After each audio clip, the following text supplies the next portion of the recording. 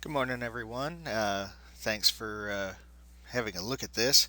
We're going to be looking at the weather today. Now, this is not for general release. This is just for us as a LG staff to learn about how to look at the weather as far as through modeling and through area forecast discussions that are produced by the National Weather Service.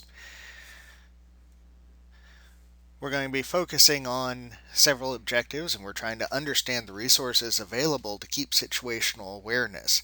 And that's one of the most important things in weather forecasting is to make sure that we know about the environment around us, what's happening upstream, and what potentially can happen that allows us to figure out what will eventually happen.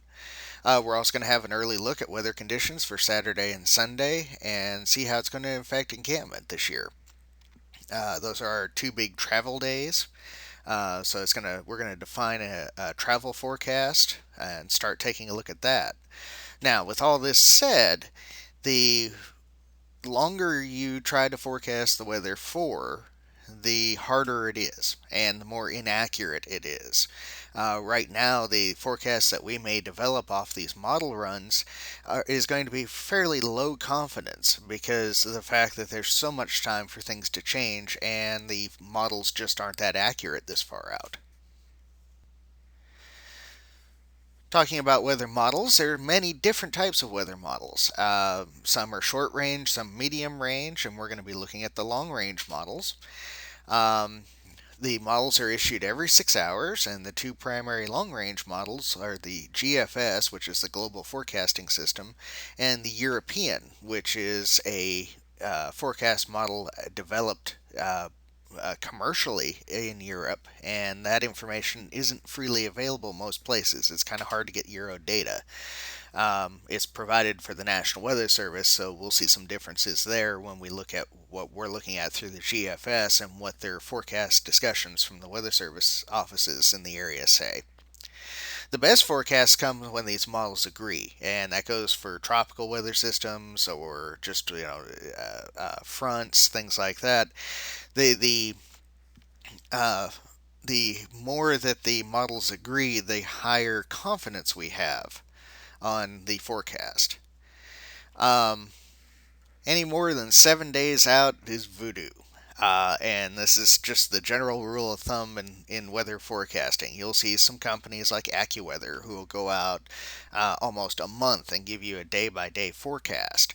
And it's just not, it's good for reference. It's good to see how the overall weather pattern will react, but there's no way they can really tell you past 7 days what's actually going to happen that day. And frankly, it's fairly difficult at the 7 day mark.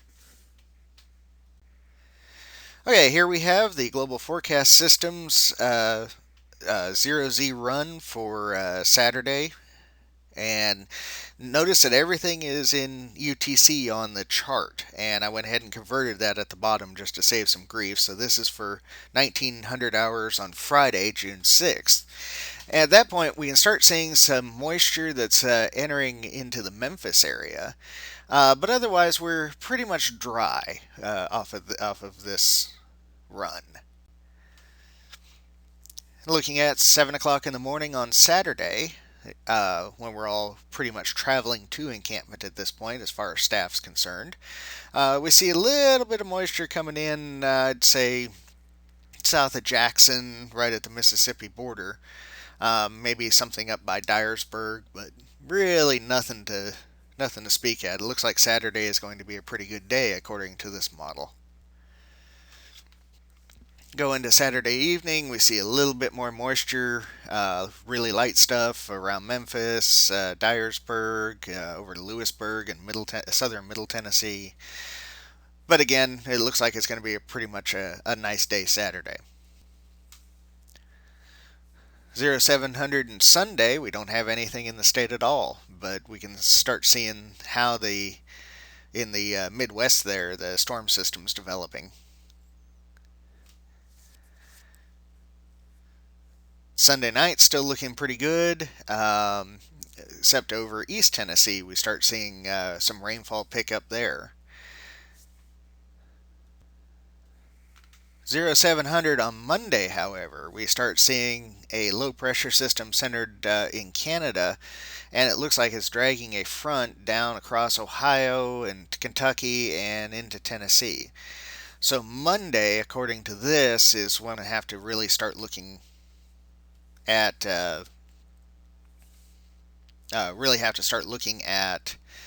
a cold front coming through the area. This is the 1900 hours on Monday. Um, we see that a cold front will come through the area at that point, sometime during Monday afternoon, I'd expect.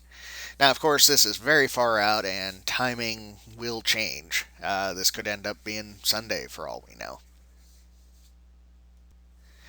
Area forecast discussions. These are one of the most important products the Weather Service has, and the reason that is because it's the only product that's free form. Every other product, like a severe thunderstorm warning or watch or any type of product like that, are all very constrained. They're very restricted on what they can and can't say, and in the format they say it. The forecasters with the area forecast discussion have free reign. They can go ahead and tell you what they think. And this is good for us because we want to know what they're thinking, what they're seeing as they're looking at these models. And from that, because none of us are meteorologists, from that we can get an expert opinion on what's happening. The major discussions are published in the early morning and the early afternoon in all National Weather Service offices.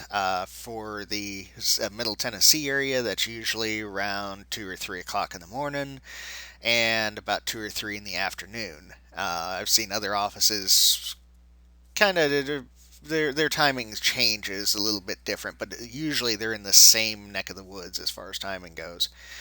The Weather Service offices also produce mesoscale discussions, and what these are is just one paragraph updates um, talking about convection that's broken out or dew point changes, anything like any sort of update that they would think they'd need to do the forecast. And that's a way to think of them as updates, and those can come out at any time. Aviation discussions come out several times a day, and usually that's an indication when you look at those talk about the terminal area forecast, that they may be expecting showers in the next few hours, thunderstorms in the area, fog, things, conditions for the aircraft that they're going to need to know that aren't going to be available on the public forecast. So this is a discussion from Memphis, and you can see the station designator MEG. All Weather Service offices have a designator. The forecast discussion here is from this morning at 4:22 a.m. And looking at it, reading through this, it's another cold front then approaches the area Sunday and moves through the region Sunday night. So that front that we were looking at on the what the GFS model said Sunday, or said Monday rather, we're now looking at Sunday, according to the Memphis area for going through West Tennessee. And this is what I mean about you can't rely just on one model. They're obviously seeing something in the European that that makes them think that it's going to the front is going to move faster than what the GFS is thinking.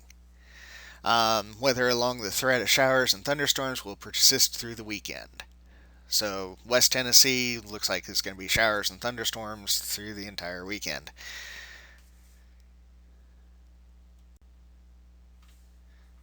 Here's Nashville's discussion, and it's pretty much on par with what Memphis is saying.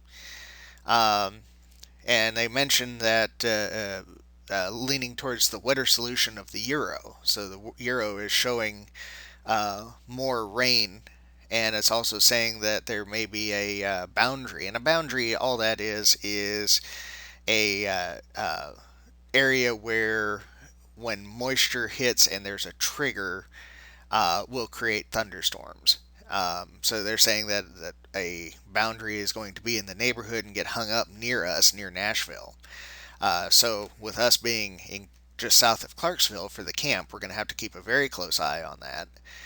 Um, and we're also going to keep the warm and humid pattern. So we're also going to have to look at the wet bulb globe temperature and your heat condition flags. Morristown, over to the east, they have a little bit of a frontal system that is going to bug them for Friday and Saturday, according to this, or for Friday rather. Saturdays looks like it's going to be a dry day for East Tennessee, so shouldn't have any travel problems for staff. However, moving along Sunday, the convection is supposed to redevelop, and so you're going to have rain chances there. It doesn't. They're not mentioning any severe weather of any kind, and right now this Severe Storms Forecast Center in Norman, Oklahoma, they're not forecasting anything for us right now either. Um, Again, we get into the hot and humid at the bottom there, where they say that temperatures are slightly above normal. So, for a summary, in the west, Saturday, at least by the looks of what we've seen so far, scattered showers and thunderstorms, mainly towards the Mississippi River, I think. I don't think it's going to make it far enough over to us just by looking at what we have so far. Sunday, we start getting that cold front moving through, and we're going to need to watch that. So, when the comm trailer's set up and we're doing monitoring, um, we're going to have to make sure that whoever the weather NCOIC is at that point is watching for the radar and some NWS chat and kind of seeing how things are going. Now, of course, it's way too soon for any sort of timing. So I say Sunday, the GFS says Monday. Who knows until we get closer. Scattered showers and thunderstorms for Middle Tennessee, and warm and humid through the weekend. Pretty much the same pattern we've been in this week, where here in Nashville, the afternoon, the daytime heating starts, and pretty much any convection, any thunderstorm that starts to develop, pretty much has free run. Um, so far in the pattern, nothing has been severe. We've had a little bit of high winds out of this, so we're going to have to keep an eye out for things like our antenna masts and whatnot. And of course, we're going to have to discuss lightning protection and procedure once we get into encampment. In the east, Saturday is looking dry, so you guys should have a nice travel day up from Knoxville. And then we see a return of showers and thunderstorms for Sunday. Okay, folks, and that's about it at this point for just this brief look at the weather. Um, I'm hoping by Wednesday to put out an official travel forecast. Uh, we'll go ahead and look at that. We'll do this kind of same thing with the presentation, so that way you guys can see, what's involved a little closer to the actual time. Um, if you guys have any questions, obviously feel free to email me.